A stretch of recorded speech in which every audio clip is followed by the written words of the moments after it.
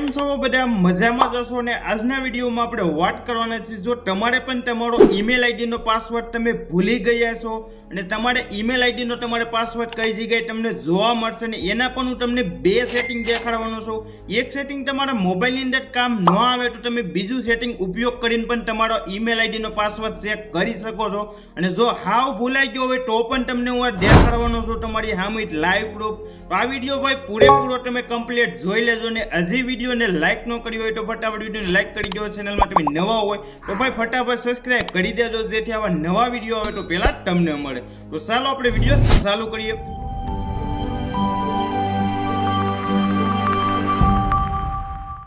તો ચાલો આપણે વિડીયો ચાલુ કરીએ। તો પહેલાં તમારા મોબાઈલની અંદર જીમેલ એપ્લિકેશન આ રીતનું હશે અને તમારે ફટાફટ ભાઈ ઓપન કરી લેવાનું છે।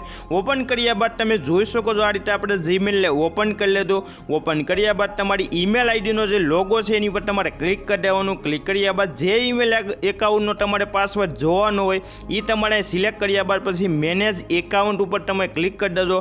ક્લિક કર્યા બાદ આખું જીમેલનું આ રીતનું આખું સેટિંગ ઓપન થઈ જશે।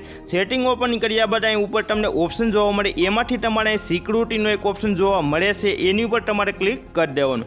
ક્લિક કર્યા બાદ તમે જોઈ શકો છો આ સેટિંગમાં હું તમને એ દેખાડવાનું છું તમારો ઈમેલ આઈડીનો પાસવર્ડ તમને કઈ જગ્યાએ જોવા મળશે તમે ભૂલી ગયા હોય તો અહીં પાસવર્ડ મેનેજનો એક ઓપ્શન આવે એની પર તમારે ક્લિક કરી દેવાનું।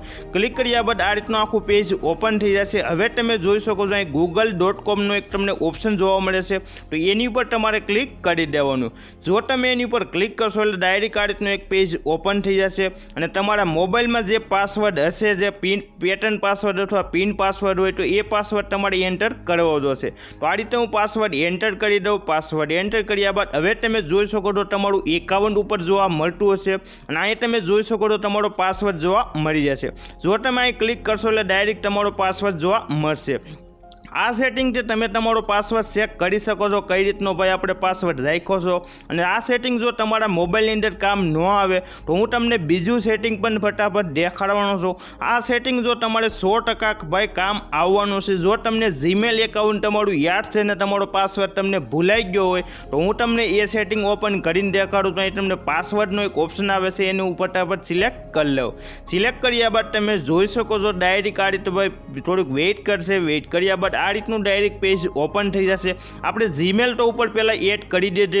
એડ કર્યા બાદ પાસવર્ડ ભાઈ આપણે ભૂલી ગયા છીએ। જો તમે કોઈ પણ વસ્તુ પાસવર્ડ તમને યાદ ન હોય અથવા કોઈ પણ તમે હાવ પાસવર્ડ ભૂલી ગયા આ રીતે તમે પાસવર્ડ કોઈ પણ એન્ટર કરો છો અને પછી આ રીતે તમે ક્લિક કરશો એટલે ડાયરેક્ટ આ રીતની લાલ લીટી ભાઈ આવી જતી હશે। તો હવે તમારે પાસવર્ડ તમે ભૂલી ગયા હોય તો અહીં ફોરવર્ડ પાસવર્ડનો ઓપ્શન આવે છે એની પર ભાઈ તમારે ક્લિક કરી દેવાનું। ક્લિક કર્યા બાદ તમારો મોબાઈલની અંદર તમે ઈમેલ એકાઉન્ટ એકેય વાર ઓપન કરેલું હશે તો જ ભાઈ આ પ્રોસેસ આ રીતની ઓપન થશે અને પછી તમારે નીચે કન્ટિન્યુ ઉપર ભાઈ ક્લિક કરી દેવાનું। જો તમે કન્ટિન્યુ ઉપર ક્લિક કરશો થોડોક વેઇટ કર્યા બાદ તમારા મોબાઈલની અંદર જે પાસવર્ડ હોય એ પાસવર્ડ તમારે એન્ટર કરવો જોશે। તો આ રીતે મેં પાસવર્ડ એન્ટર કરી દીધો। પાસવર્ડ એન્ટર કર્યા બાદ થોડુંક તમારે વેઇટ કરવાનું। વેઇટ કર્યા બાદ ડાયરેક્ટ આ રીતે ભાઈ પેજ ઓપન થઈ જશે। હવે અહીં તમારે ન્યૂ પાસવર્ડ તમારો સિલેક્ટ કરી લેવાનો। તમે જૂનો પાસવર્ડ તો તમે ભૂલી ગયા છો એટલે તમારે નવો પાસવર્ડ તમારે પહેલાં સિલેક્ટ કરી લેવાનો।